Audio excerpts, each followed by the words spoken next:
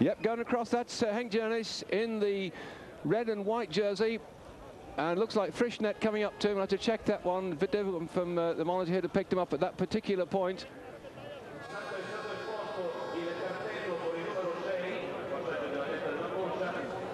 Well, Gröndahl's got to find himself in a difficult position here. He's got to keep this thing going to make sure some of the other riders don't jump across to the back. But the rest of the riders then, it's just like a road race. They're getting shelter off his wheel. I mean, normally in a road race, they start relaying each other, but he dared drop back in this one.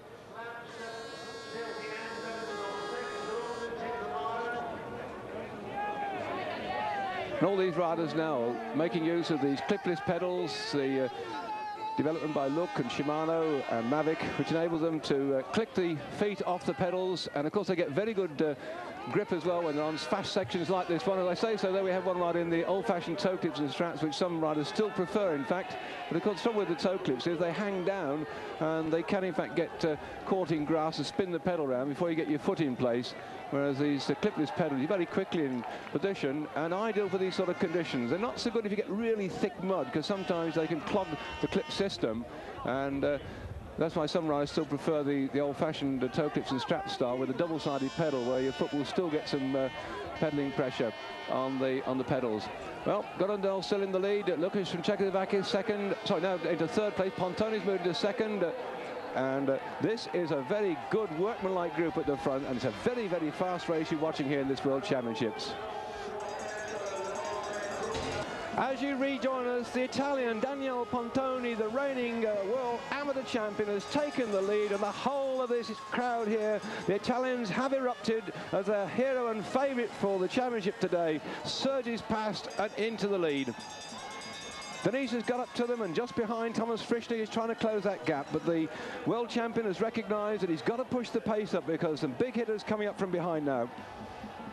That's the four-man group that set it all alight on that first lap. And here, this is the point when Pontoni starts to attack, moves past Gröndahl, who had taken the lead quite early on. And that's, as it went out on the public address, you could have heard the cheer right the way across the length and breadth of northern Italy. Well, the Italians looking for their second success, because their previous success in cyclocross, you've got to go back a long time to the amateur days when Vito Di Tano won in '86. That was in Belgium. I remember being there. It was a thick, gooey course. It was across some sort of potato field, and you needed to be a runner as much as a bike rider. Complete contrast to this race we've got here today. And Di Tano won that one in '86. He'd already won in 1979 as well, Di Tano, under somewhat similar conditions. He was a great rider when the course was just like brown porridge. But of course today here we've got an entirely different set of circumstances, and that's what you have to contend with if you're a cyclocross rider. You can be on fast courses, you can be on courses that start out being muddy, then it freezes over hard, you've got ruts to contend with, and then you get the intricate courses. This is a very technical one, by the way. The riders are saying that the twists, the turns, the switches are very technical as far as getting the bike, the right gears, the right line are concerned. There's not much room for mistakes. We just see that you could lose a place very quickly indeed. Frischnet moving through, and looks like one of the German riders has got up there. And in fact, the man who's blown now is Mark Volder from Switzerland. Djernis up with them. That's a good move. Frischnet still off the pace. And the one that's gone then is Mark Volder of Switzerland. Originally in that group, seems to have lost a bit of power. Or I wonder if he's gone back to help Frischnet. No, he hasn't. Frischnet's on his own. And there's Mark Volder dropped even further back, and we've got one of the German riders coming through now. Djernis was looking good last time we saw him. Let's see if it's him trying to get to this little lot.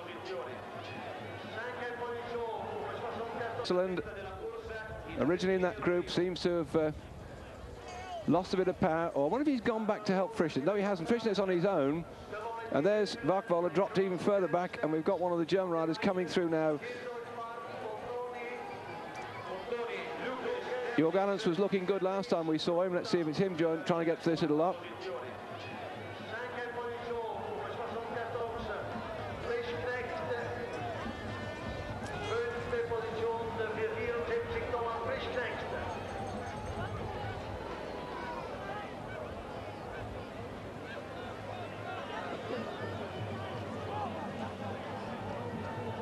Well, there they are, a little four-man group there. Frischnet coming up.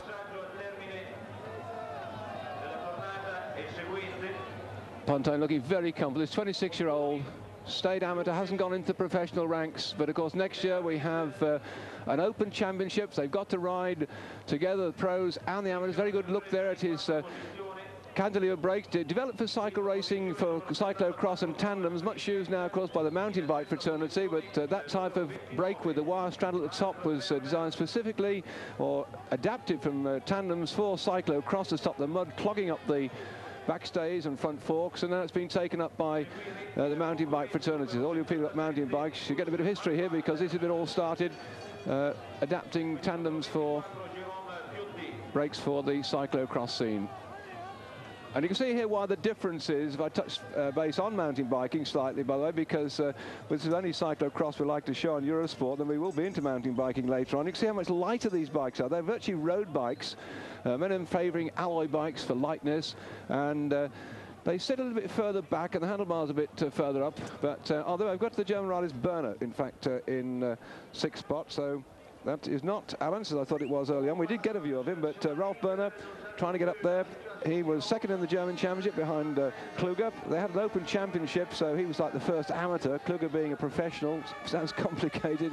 Please forgive me, but they do have an open championship in Germany, and the man who's trying to get across there was the second man behind Kluger in the German championships. He also took 8th in 1991 in Leeds, so he's on to a better ride at the moment, is Ralph Berner. And there he is. Frischnet's got across, he's on Djernis' wheel. Well, those two have seen enough of each other in the mountain bike series. There's the other Swiss rider coming off the pace now, Urs Markwalder. And what a big gap's opened up now. So this top 6 could probably, if it keeps this way, be happy to hold it. It looks like a fair old gap of maybe about 20 seconds. We'll try and get a time check on that one back to the next rider. If so, then they might be able to take their time. There's the pits on the right-hand side. If you're new to watching cyclocross riding, you can in fact change the bikes all the way round at those pit areas, whereas you mountain bikers who go mountain bike racing, you have to do all your own repairs and things out on the course and what have you.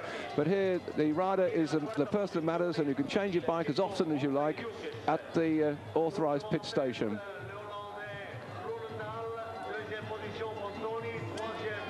So Grandal. The Dutch love fast cyclocross conditions, of course, and it's very much, I said, Dutch courses.